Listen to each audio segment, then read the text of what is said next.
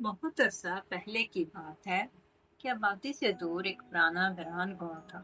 इसमें घर गलियां और दुकानें सब फैली और वीरान थी।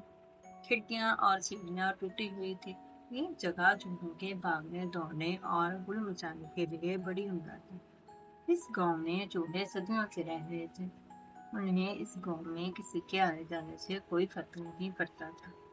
चूहों के लिए ये एक बेहतरीन दौर था। उन्होंने इन पुराने घरों और इमारतों में सुरंगें बनाई, भूल भुलैया बनाई। उनके तो यहाँ मजे थे। वो यहाँ खुलकर मौज मस्ती, दावतें और पार्टियां करते और यूं वक्त गुजरता था। एक दिन हाथियों का एक बड़ा गौर जिन की तरह दर्जनों में थे। गांव से गुजरे हुए मगरब की जानिब एक बड़ी झील की तरफ बढ़ रहा था। तमाम हाथी चलते चलते सोच रहे थे कि इस झील के ठंडे पानी में तैरने में कितना मजा आएगा। वो नहीं जानते थे कि जब वो गांव से गुजर रहे थे तो उनके कदम चूहों की बनाई हुई सुरंगों और बुलबुलों को रौंद गए थे। हाथी बड़ी गड़बड़ कर गए। चूहों ने फौरन मीटिंग बुलाई। अगर इनका बॉल वापस दोबारा इधर से गुजरा तो हम बर्बाद हो जाएंगे। एक चूहा पुकारा, हम इन्हें अब मौका ही नहीं देंगे। एक और पुकारा।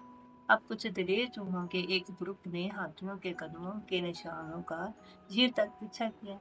वहां उन्हें हाथियों का बासुर बादशाह के सामने झुकते हुए एक चूहा बाकी सबकी नुमाइंदगी करते हुए बोला, बादशाह साहब, यहाँ से हमारी चूहों की आबादी ज्यादा दूर नहीं है।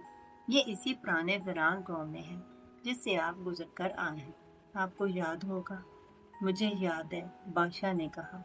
हम हाथी हैं, हमें नहीं मालूम हुआ कि वहाँ चूहों की आबादी मौजूद है।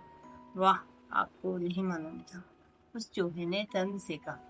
आपके नेबर ने बहुत से घरों को बर्बाद कर दिया जहां हम सैकड़ों सालों से रह रहे थे। अगर आप इसी अंदाज से वापस लौटे तो यकीनन हमारा तो खात्मा ही हो जाएगा।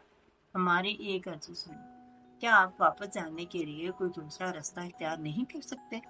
क्या मालूम किसी दिन हम चूहे भी आपकी कुछ मदद कर सके। हाथी बादशाह ने दिल ही दिल में मुस्कुरा कर सोचा, लो सुनो, ये छोटे चूहे भी हमारी मदद करेंगे।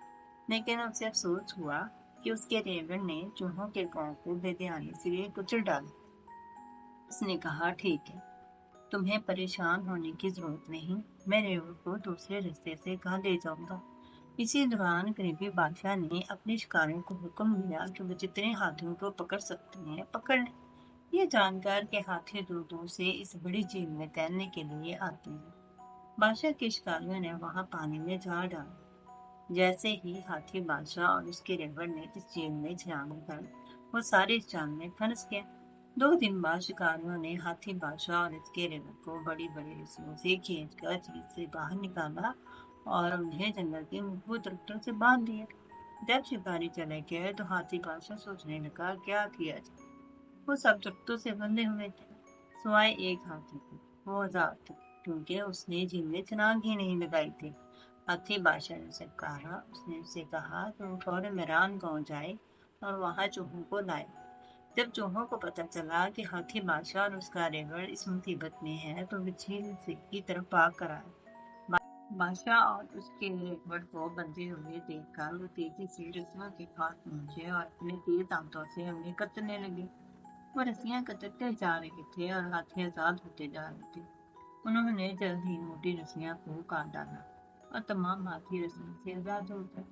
तुम्हारा बहुत बहुत शुक्रिया, तुमने हम सबको आजाद किया, बादशाह हाथी ने कहा। हाथियों के रेवड़ ने घर वापसी का नया रास्ता तैयार किया और चूहों की बरादरी आने वाले कई सालों तक जिंदा रही।